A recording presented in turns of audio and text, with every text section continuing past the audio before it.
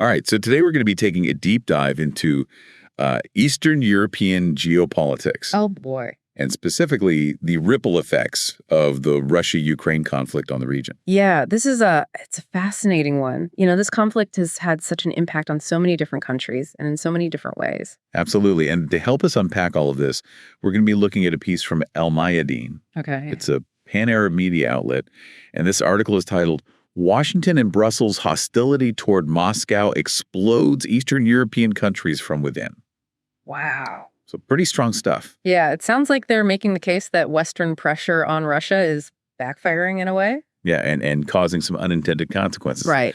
So let's jump right in. And the article starts with a pretty compelling example in Romania. Okay. So their highest court just annulled the first round of their presidential election. Oh, wow. Over allegations of Russian interference. Okay. Yeah, this is pretty significant, right? Because it really highlights how sensitive things are right now in Eastern Europe. Exactly. I mean, imagine, Everyone's on edge. an election being overturned because of potential foreign interference. And the fact that it's Romania is particularly interesting. Yeah, why is that? Well, Romania is in a really unique position. Okay. They're a member of both the EU and NATO, Right. which puts them right on the front lines of this whole geopolitical struggle with Russia. And the implications of a pro-Russia leader potentially coming to power there, Exactly. they're huge. It could shift the balance of power within those organizations, Yeah, it's almost like a domino effect. Right. If one country starts to lean towards Russia, it could have a ripple effect throughout the entire region. Absolutely. And it makes you wonder how much influence Russia really has. Are they actively trying to destabilize these countries from within? Well, the article certainly seems to suggest that. Yeah. So let's move on to another country that's been heavily impacted by this conflict. Okay. Poland. Yeah. Poland has been a staunch supporter of Ukraine. They really have. But according to this article, there are signs that public opinion is starting to shift. Really? Yeah, people are getting a little uneasy about the level of support that their government is providing. That's interesting. I can understand why people would be concerned. Yeah, you have to remember that Poland shares a border with both Ukraine and Russia. Right. So they're in a very precarious position. Yeah, they're right in the thick of it. Exactly. Yeah. So any instability in the region is going to have a direct impact on them. So what are some of the specific concerns that the article highlights? Well, for one thing, Poland has been sending a lot of military aid to Ukraine, Right. which has depleted their own weapons stockpiles. Okay, so that's got to be a concern for national security. Definitely. It's understandable that people would be worried about their own country's defenses. Absolutely. And then there's the economic aspect. Right. Poland has also provided billions of euros in financial aid to Ukraine. Wow, $4 billion, they say. Yeah, and there's no guarantee that that money will ever be repaid. Especially with the current state of the global economy. Right. So Polish citizens are understandably concerned about where all this money is going and how it's going to impact their own lives. Yeah, I mean, that's a lot of money to be sending overseas when you're dealing with your own economic challenges. It raises this question of how much one country should be expected to sacrifice to support another. Right. Is there a point where national interest has to take precedence over international solidarity? It's a tough question, and there are no easy answers. It really highlights the complex web of economic and political considerations that are at play here. Absolutely. And this tension is really starting to play out in Poland's relationship with its neighbors, particularly Ukraine and Moldova. Okay, so tell me about that. Well, the article mentions this initiative called the 3Cs Initiative. Okay, I've heard of that. It's basically a project aimed at boosting economic cooperation among the countries bordering the Baltic, Adriatic, and Black Seas. So it's essentially a way to counter Russian influence in the region by strengthening the economies of these countries, making them less reliant on Russia. Right, but here's the thing. Poland has recently made moves to exclude both Ukraine and Moldova from this initiative. Really? Yeah, which is a pretty significant development. It seems like a strange move, given their support for Ukraine. Right, it's a bit of a contradiction. So what's the thinking behind this? Well, there are a few possible explanations. Okay, lay 'em on me. First of all, including Ukraine and Moldova would put a significant economic burden on the other members of the initiative. I can see that. Both countries are facing major economic challenges, and they would require a lot of financial assistance to get up to speed. Right. And Poland might be hesitant to shoulder that burden, especially given the economic strain that they're already facing. Okay, that makes sense. And then there's the issue of political stability. Oh, yeah, I can see how that would be a factor. Both Ukraine and Moldova have large Russian-speaking populations, Right. which could potentially lead to internal tensions and instability. So Poland might be worried about importing those problems into the Three Seas initiative. Exactly. They might want to keep things focused on economic cooperation and avoid any potential political complications. And then there's the possibility that Poland is simply trying to avoid further antagonizing Russia. Yeah, that's a valid point. By excluding Ukraine and Moldova, they might be trying to send a signal to Russia that they're not trying to undermine their influence in the region. It's a delicate balancing act. Right. It's trying to support Ukraine without provoking Russia. And it seems like Poland is trying to thread that needle very carefully. Yeah, it'll be interesting to see how this plays out in the long run. So we've got this political turmoil in Romania. Right. And public discontent brewing in Poland. And all of this against the backdrop of this ongoing conflict in Ukraine. It really makes you wonder what the long-term consequences of all this are going to be for the EU. Yeah. I mean, could this economic strain and these differing priorities ultimately lead to a wider rift within the bloc? That's a question we're going to be exploring in more depth in the next part of our deep dive. Stay tuned. We'll be right back after a short break. So, this whole situation really makes you think about the power dynamics within the EU. Oh, yeah, absolutely. We always hear about like Germany and France being big players calling the shots. Right. But now with these Eastern European countries, taking on so much responsibility with Ukraine, could we be seeing a power shift happening? It's definitely a possibility. I mean, the economic burden of supporting Ukraine, Right. It's falling disproportionately on these less developed EU nations. Yeah, And a lot of those are in Eastern Europe. exactly. And this financial strain, it could give them more leverage I see what you're doing. within the EU. Yeah, They might start demanding a greater say in how things are run. it makes sense. I mean, if you're putting up the most money Exactly. and taking on the most risk, you're going to Mhm. want more of a voice at the table. And,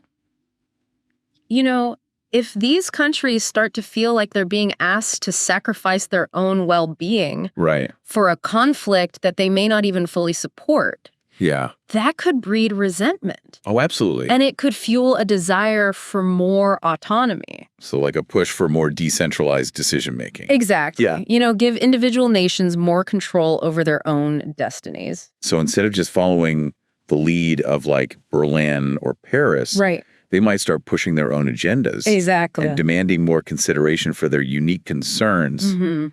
That could really shake things up at the EU. Oh, absolutely. It raises some fundamental questions about the future of the bloc. Yeah. Will this pressure lead to more fragmentation? Right. With nations prioritizing their own interests over collective action? Or could it actually lead to a more balanced distribution of power, Right. where the voices of these Eastern European countries are given more weight? It's a pivotal moment, that's for sure. It really is. And the decisions that are made now are going to have a huge impact down the line. Absolutely. So let's go back to this situation with Poland and the Three Seas initiative. Okay. Because, on the one hand, excluding Ukraine and Moldova Yeah. makes sense from an economic standpoint. Right. But it also has some pretty big geopolitical implications. Oh, definitely. I mean, you have to remember that the Three Seas Initiative, Mhm. it was originally conceived as a way to strengthen economic ties Right. and infrastructure development among these countries bordering the Baltic, Adriatic, and Black Seas. So like a counterweight to Russian influence. Exactly. But by excluding Ukraine and Moldova, Yeah. Poland is kind of signaling a shift in priorities. Right. They're putting their own economic stability Mm-hmm. ahead of this united front against Russia. It's a tough spot to be in. It really is. They want to support Ukraine, Yeah. but they're also worried about the potential risks. Especially given that they share a border with Russia. Exactly. They don't Okay. want to provoke them. So it's like this delicate balancing act, supporting Ukraine without antagonizing Russia. Right. It reminds me of like the Cold War, Oh, yeah, absolutely. where countries had to constantly weigh the need for collective security Right. against their own national interests. And it's a dilemma that's still very much relevant today. So in this case, it seems like Poland is prioritizing their own economic well-being, Which is understandable. of course. But it does raise questions about the long-term viability of the Three Seas Initiative. Exactly. If it loses its focus on countering Russian influence Right. and becomes more about just economic self-interest, Mm-hmm. it could actually backfire. Yeah. It could create an opening for Russia to reassert its influence in the region. It's that classic geopolitical dilemma, Right. balancing short-term needs with long-term goals. And these Eastern European countries, that they're right in the middle of it all. They're caught in this web of economic pressures, security concerns, Right. and political maneuvering. It's a very challenging landscape to navigate. And their decisions are going to have ripple effects far beyond their own borders. Absolutely. This is impacting the balance of power within the EU. Right. And it could even reshape the future of Europe as a whole. And it's so important to remember, that this Elmyadine article, Yes. it's presenting a specific perspective on these events. Right. One that we don't always hear in Western media. It's crucial to consider multiple viewpoints Absolutely. to get a more complete understanding of the situation. It's like putting together a puzzle. Yeah. Each piece of information helps us see the bigger picture more clearly. Exactly. And that allows us to have more informed and meaningful discussions about these complex challenges. Like those discussions are more important now than ever. Yeah. As this conflict continues to reshape the geopolitical landscape. Absolutely. Well, We've covered a lot of ground today, haven't we? yeah, we have, from Romania to Poland and Yeah. the whole future of the EU. It's amazing how this one conflict in Ukraine, is exposing all these fault lines within Europe. Absolutely. And forcing these countries to make these really tough choices. Yeah, between standing together Right. and protecting their own interests. And it's easy to get lost in the geopolitical stuff. Yeah. The strategy and the power plays. But we can't forget about the human cost of all of this. Absolutely. Behind all the headlines and the analysis Yeah. are real people whose lives have been turned upside down. The Elmyadine article, it touches on this a little bit. Yeah. The Polish families that are worried about their country's defenses, Right. the Romanian citizens dealing with this political instability, and of course, the millions of Ukrainians who have been displaced from their homes. Exactly. These are the human faces of this conflict. It's a good reminder that, these aren't just abstract events happening on a map. Right. These are real people's lives. Absolutely. And it makes you wonder, what's the long-term impact going to be Yeah. on these people in Eastern Europe? Are they going to come out of this stronger, Right. more unified? Or will they be more divided and vulnerable? That's the big question, isn't it? It is, and only time will tell. But, by having these conversations, Yes. by understanding these different perspectives Yeah. and the human cost of this conflict, maybe we can help find solutions that, prioritize peace and stability. I hope so. So before we wrap up, Okay. you mentioned something earlier that I wanted to come back to. Oh, yeah. What's that? You were talking about how the Elmyadine article focuses on, the potential for this conflict to divide Europe. Right. But you said, what if it actually brings them closer together? Yeah. It's kind of a counterintuitive idea. It is. So explain that a little more. Well, think about it in the face of this shared threat. Okay. These European countries are having to cooperate in ways that they never have before. Right. They're sharing intelligence, coordinating aid, Exactly. working together to deal with the economic fallout. So you're seeing a level of unity and collaboration that you might not have seen otherwise. So this adversity could actually strengthen the bonds between them. It's possible, it could forge a more resilient and unified Europe.